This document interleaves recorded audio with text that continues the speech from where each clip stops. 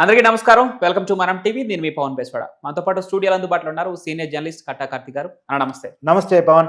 YS భారత్పై అసభ్యకర comments చేసిన నేపథ్యంలో చేబ్రోలు కిరణ్ కుమార్ ఐటీడీపీ కార్యకర్త అయినటువంటి చేబ్రోలు కిరణ్ కుమార్ పై కేసు నమోదు చేయడం తెలిసిన విషయమే. ఈ నేపథ్యంలో టీడీపీ ఆదేశాలను ఏ విధంగా చూడాలి, ఇప్పటికే క్షమించమంటూ ఒక వీడియో విడుదల చేసినా కూడా ఆయనపై కేసు నమోదవడం జరిగింది. ఈ వ్యవహారం మొత్తాన్ని ఎలా చూడాలన్నా? చేబ్రోలు కిరణ్ అందరి దృష్టిలో కామన్ మ్యాన్ కిరణ్ ఎన్నికల టైంలో చాలా ఫేమస్ అయ్యాడు. ఈ మధ్య డైలాగులతో బాగా ఫేమస్ అవుతున్నాడు. దువ్వార శ్రీనివాస్ మీద, మాధురి మీద అసభ్యకరమైన కామెంట్స్ కొన్ని చేసినట్టున్నాడు. నిన్న భారతీ గారి మీద చాలా అసభ్యకరమైన కామెంట్స్ చేశాడు. ఈ కామెంట్స్ అన్ని ఖండించాల్సినటువంటి కామెంట్స్. టీడీపీ పార్టీ అధిష్టానం కూడా వెంటనే సీరియస్ అయింది. అతను ఐటీడీపీ కార్యకర్త ఐటీడీపీ నుంచి సస్పెండ్ చేయడం కూడా జరిగింది. అతని మీద గుంటూరులో పోలీస్ కేసు కూడా నమోదు కావడం జరిగింది. మనం ఇక్కడ ప్రభుత్వాన్ని ఖచ్చితంగా అప్రిషియేట్ చేయాలి. సొంత పార్టీ అయినప్పటికీ కూడా అసభ్యకరమైన కామెంట్ చేసినప్పుడు మాకు ఎవరైనా ఒకటే, తన మన అనే భేదం లేదు.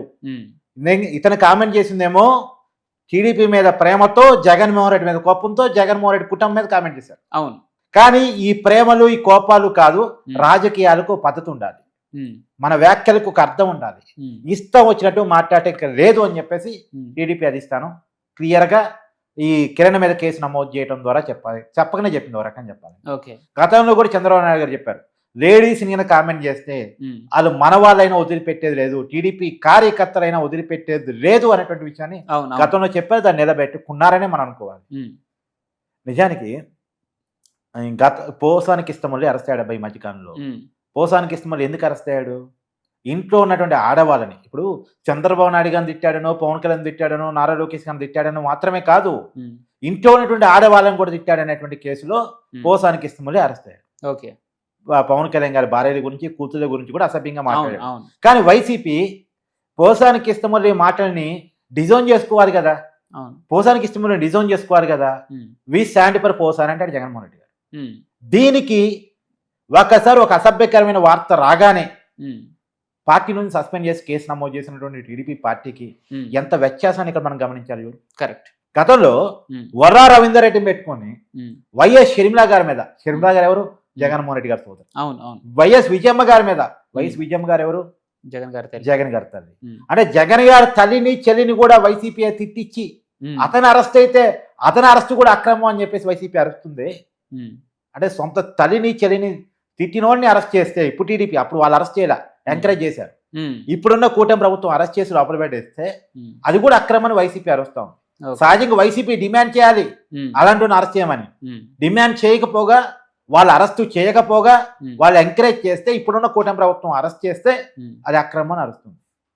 గతంలో మహిళల మీద ఎలాంటి కామెంట్ చేశారనుకున్నాం. ఇప్పుడు విజయమ్మ గారి క్యారెక్టర్ గురించి మాట్లాడారు. ఎవరైనా తల్లి క్యారెక్టర్ గురించి మాట్లాడిస్తారబ్బా? తల్లితో గొడవ ఉండొచ్చు, ఆస్తుల పరంగా వివాదాలు ఉండొచ్చు, కుటుంబంలో ఏ కుటుంబంలో వివాదాలు ఉండవు. కానీ అంత మాత్రం తల్లిని, చెల్లిని ఎవరు తిట్టిస్తారా? వాళ్ళ క్యారెక్టర్ మీద మాట్లాడతారా? చెల్లి కట్టుకున్న చీర మీద స్వయంగా జగన్మోహన్ రెడ్డి గారు మాట్లాడారు. ఎవరైనా మాట్లాడతారా?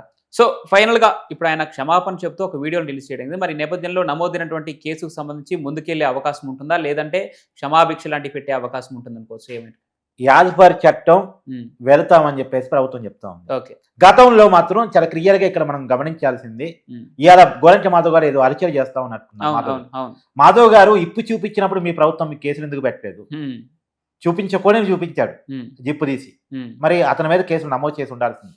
తర్వాత అనంతబాబు అతని మీద కేసు నమోదు చేయాల్సింది.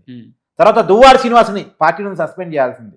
తర్వాత బూతులు తిట్టినటువంటి కొడానాన్ని, తర్వాత ఆడవాళ్ళని తిట్టినటువంటి వల్లభని వంశీ మాట్లాడిన మాటలేంటి ఇప్పటికైనా ప్రజలు మర్చిపోగలరా?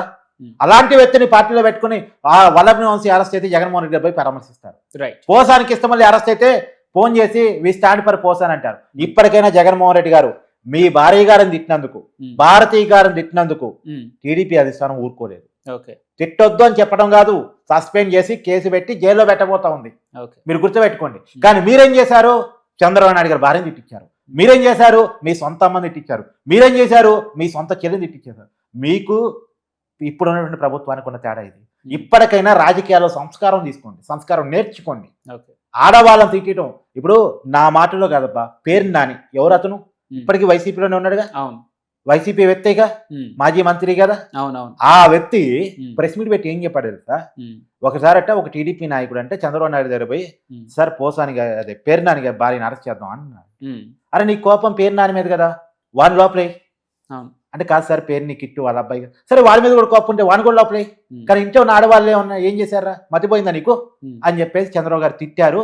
మేము రాజకీయంగా చంద్రబాబు నాయుడు గారికి విరోధమే, కానీ ఆయన సంస్కారానికి సభ్యతకి దండాలు పెడుతున్నా అని చెప్పి పేరు నాని ప్రెస్ మీట్ పెట్టి చెప్పాడు. ఇది సభ్యత అంటే. అంటే అవతల వాడు కూడా నిన్ను పోగొట్టగలగాలి, అవతల వాడు కూడా చేతిలో దండం పెట్టగలగాలి. నాయకుడు అంటే మనం ఇక్కడికి వచ్చామంటే అవతల వాడు లేచి నించోగలగాలి, దండం పెట్టగలగాలి, నాయకుడు అనగలగాలి, అలా అనిపించుకోగలగాలి నాయకుడు. కానీ జగన్మోహన్ రెడ్డి గారు ఏం చేశారు? ఇంట్లో ఉన్న ఆడవాళ్ళని వేధించారు ఒక రకంగా చెప్పాలంటే, క్యారెక్టర్ అసాసినేట్ చేశారు. ఇది రాజకీయాల్లో ఇది ఉండకూడదు. చంద్రబాబు నాయుడు గారు క్లియర్ కట్ సందేశాన్ని ఇచ్చారు.